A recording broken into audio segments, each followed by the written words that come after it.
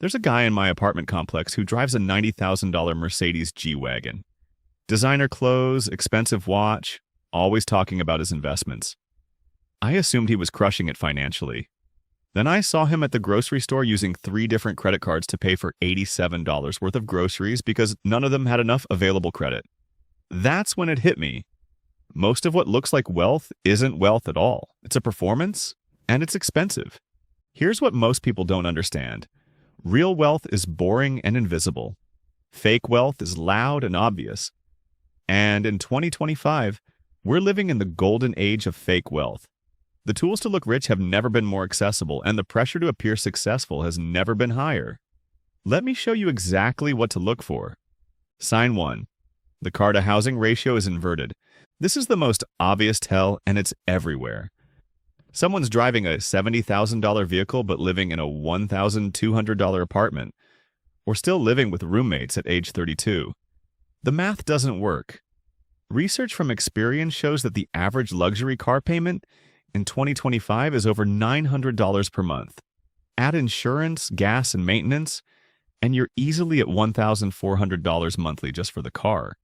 If someone's spending more on their vehicle than their housing, that's a massive red flag. Real wealth prioritizes appreciating assets over depreciating ones. A car loses 20% of its value the moment you drive it off the lot. A fake rich person doesn't care because they're optimizing for appearance, not wealth building. Studies on millionaires show that 61% drive cars more than 3 years old. The truly wealthy aren't trying to impress you with their car. They're too busy building actual wealth to care what you think about their 10-year-old Toyota. Sign 2. Designer everything but strategic about nothing. Walk into someone's apartment and you'll see Supreme hoodies, Gucci belts, designer sneakers worth $800. But ask them about their retirement account and you'll get a blank stare. This is consumption masquerading as success. Research shows that people who prioritize visible luxury goods typically have lower net worth than those who invest in invisible assets. Real wealth invests in stocks, real estate, business equity, things you can't see. Fake wealth invests in things you can photograph. The irony is brutal. Every dollar spent on designer clothes to look wealthy is a dollar not spent on actually becoming wealthy. A study tracking spending patterns found that people in the bottom 20% of net worth spend 4 times more on visible status goods than people in the top 20%. The people who look wealthy are often the ones who aren't. Sign 3. Constant social media financial performance. If someone's always posting about their lifestyle, their purchases, their success, that's usually a sign they're trying to convince you, and maybe themselves. Behavioral research shows that people who are secure in their financial position don't need external validation. They're not broadcasting their wins because they don't need your approval. The fake rich are performing constantly. Every meal is content. Every purchase is a story. Every small win is a major announcement. This isn't confidence. This is compensation. Real wealth is quiet because it doesn't need to prove anything to anyone. Sign 4. Financed everything, owned nothing. This is the foundation of fake wealth. The car is leased, the watch is financed. The vacation was paid for with points from a credit card that's carrying a balance. Nothing is actually owned. It's all monthly payments creating the appearance of affluence. Federal Reserve data shows that the average American has $6,400 in credit card debt, but many carry significantly more while maintaining a lifestyle that looks successful. You can finance the appearance of wealth indefinitely as long as you're willing to pay interest and never actually build equity in anything. Real wealth owns assets. Fake wealth rents the appearance of assets. One builds net worth over time, the other builds interest payments. Sign 5.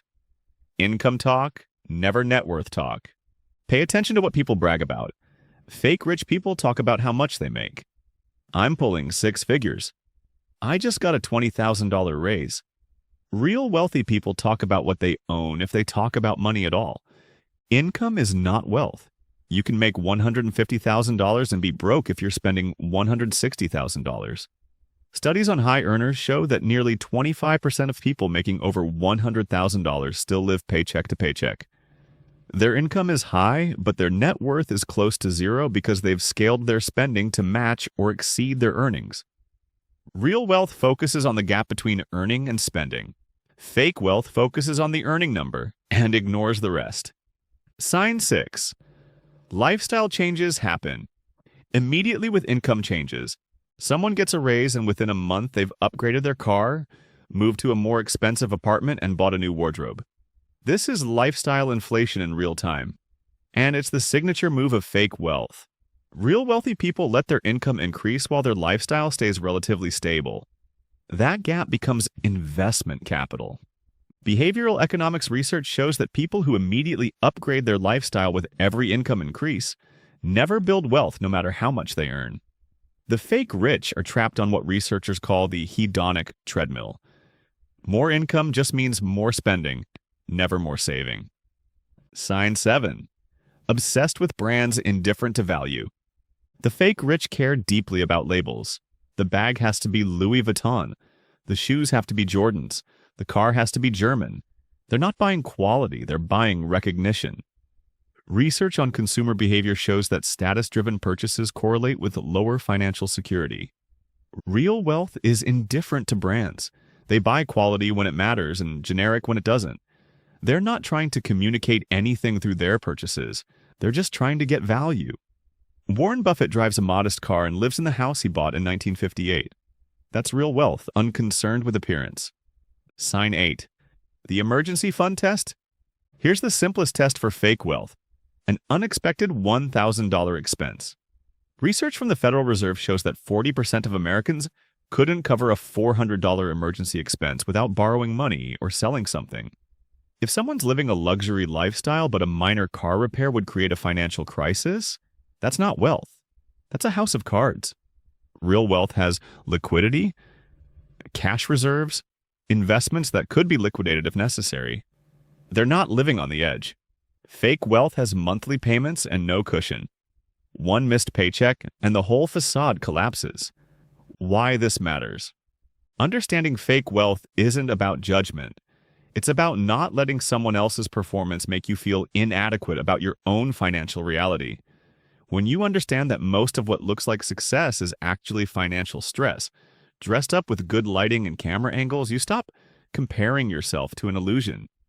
The person driving the luxury car and wearing designer clothes might be $50,000 in consumer debt. The person living modestly and driving a paid-off Honda might have $200,000 invested. From the outside, you'd assume the first person is winning. The reality is exactly the opposite. The real cost of fake wealth. Here's what performing wealth actually costs. Research shows that people who prioritize status consumption save 70% less than those who don't. Every dollar spent on appearance is a dollar not compounding in investments. Over decades, that difference becomes millions. The fake rich are trading their future financial security for present social approval. They're choosing to look successful over actually becoming successful. And the tragedy is that most people don't realize they're making that trade-off until it's too late. What real wealth actually looks like. Real wealth is remarkably boring. It's a paid-off car that's not impressive.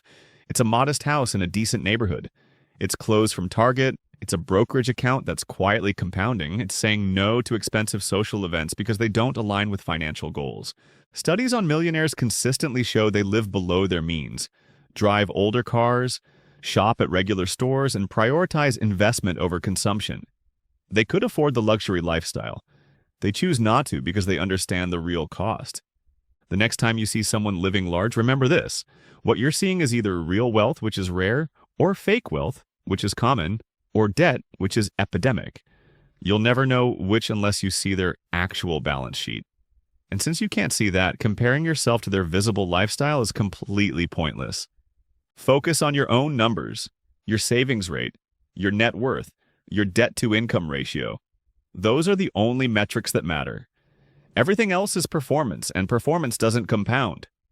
Real wealth whispers. Fake wealth screams. And if you're paying attention, it's easy to tell the difference.